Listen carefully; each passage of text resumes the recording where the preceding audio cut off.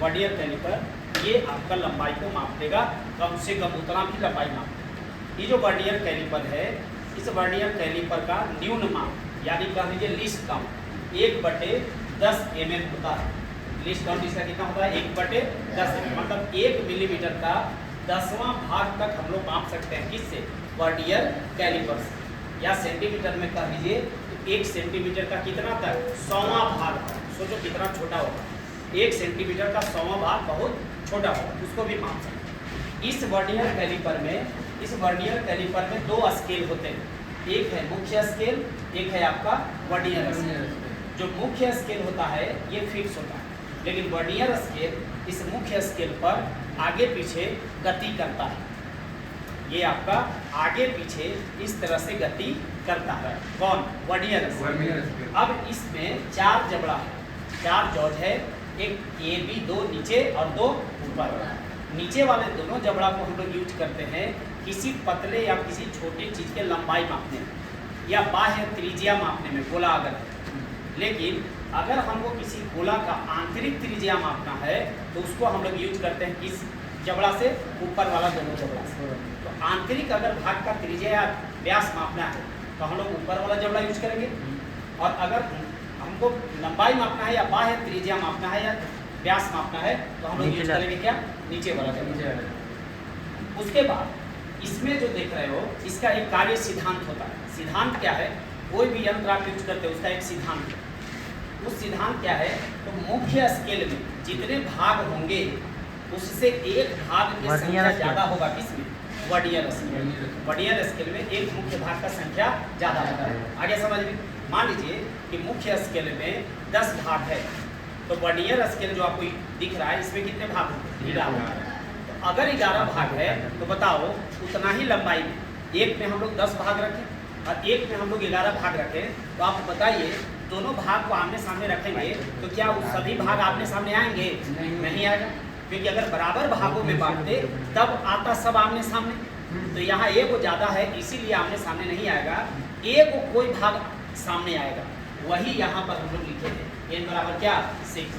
सभी भाग आमने सामने नहीं आएंगे, उसमें से कोई एक भाग होगा जो ठीक मुख्य स्केल के भाग के सामने आएगा। आया समझ में? अब यहाँ पर है कि सर इसका न्यून माप निकालने का सूत्र क्या है?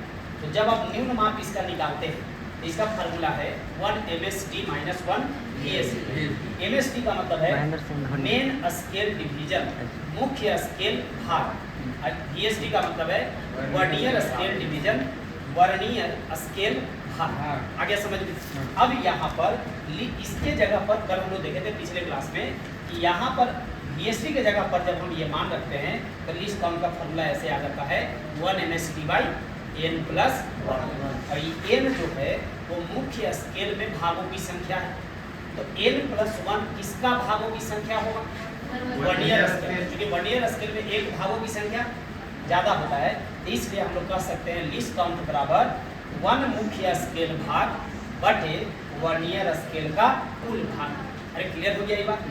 अब हम लोग किसी चीज़ का लंबाई मापना चाहते हैं, किसी चीज़ का जब लंबाई मापना चाहते हैं तो यहाँ पर इसके बीच में हम किसी चीज़ को रख दिए, रखने के बाद हम इसको टाइट किए और यहाँ पर स्क्रू से इसको फिक्स कर दिए, जिससे कि वर्नियर स्केल हमारा आगे पीछे स्लाइड ना कर सके, यहाँ से ऐसा ना कि भाग जाए आगे या फिर पीछे। अब इसको हम लोग माप रहे हैं, तो जब इसके बीच में हम कोई चीज़ रखे, यहाँ रखेंगे तो ये जो जीरो आप देख रहे हैं वो ये वाला जीरो है, ये जो जीरो आप देख रहे हैं वर्नियर स्केल का जीरो है, जो ये वाला है मतलब बी कह लीजिए, सॉरी ए कह लीजिए, ए ये है और बी ये है। अब हम लोग इसका माप कैसे लेंगे? तो इसका मापने का एक सूत्र है, तो सूत्र क्या है? जो लंबाई है n + n × लीस्ट, ये याद कर लेना है, ये आपको बहुत इंपॉर्टेंट है। मतलब इसका जो सूत्र है ये वाला तो याद कर लेना है। अब बताओ कि कैपिटल N क्या है? मुख्य स्केल का मान।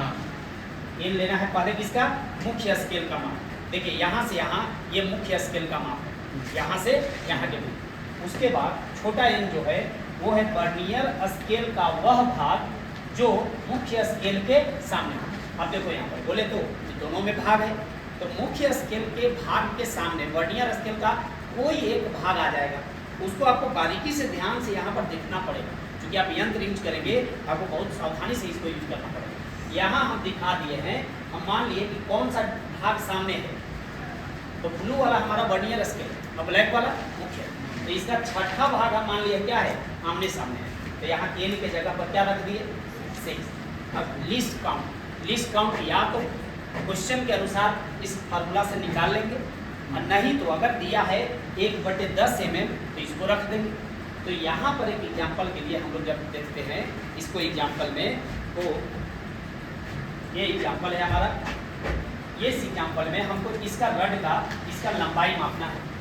तो देखिए एन कितना है, ध्यान से देखो, ये बता रहा है मुख्य स्केल कि इसका जो लंबाई है वो 1.1 और 1.2 के बीच में है। देखिए ध्यान से, है क्या, वो उसी तरह से यहाँ भी आपको देखना पड़ेगा।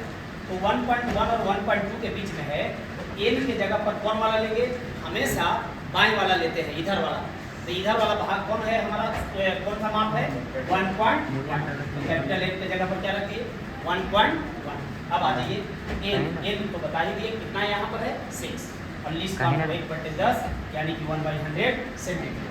जब हम इसमें कैलकुलेट करते हैं तो याद रखिएगा, या तो सबको मिलीमीटर में रखेंगे या तो सभी को सेंटीमीटर में। ऐसा नहीं कि एक रख दिए मिलीमीटर में और एक रख दिए, आपका आंसर गलत हो जाएगा, समझे कि नहीं। तो यहाँ पर जब हम एन लिए हैं सेंटीमीटर में, तो लिस्ट काउंट को भी जब हम यहाँ रख रहे हैं तो किस में रखें, सेंटीमीटर। आ गया, इसको जब कैलकुलेट किए तो ये हमारा बता दिया 1.16 सेंटीमीटर। तो आप बताइए, मुख्य स्केल बता रहा था किसके बीच में, 1.1 और 1.2 के बीच में, लेकिन अब आप बताइए ये जो कैलकुलेट बता दिया कि नहीं, उसके बीच वाला वो मान कौन है, वो बता दिया, क्या है 6। तो बताओ सही से एक्यूरेट मेजरमेंट किया, यही आपका कौन सा यंत्र है, वर्नियर। आप घर में जाकर भी यूज करना, और आपको बता दिए बेसिक चीज, सब कुछ यही करना, लेकिन आपको रीडिंग ध्यान से क्लियर।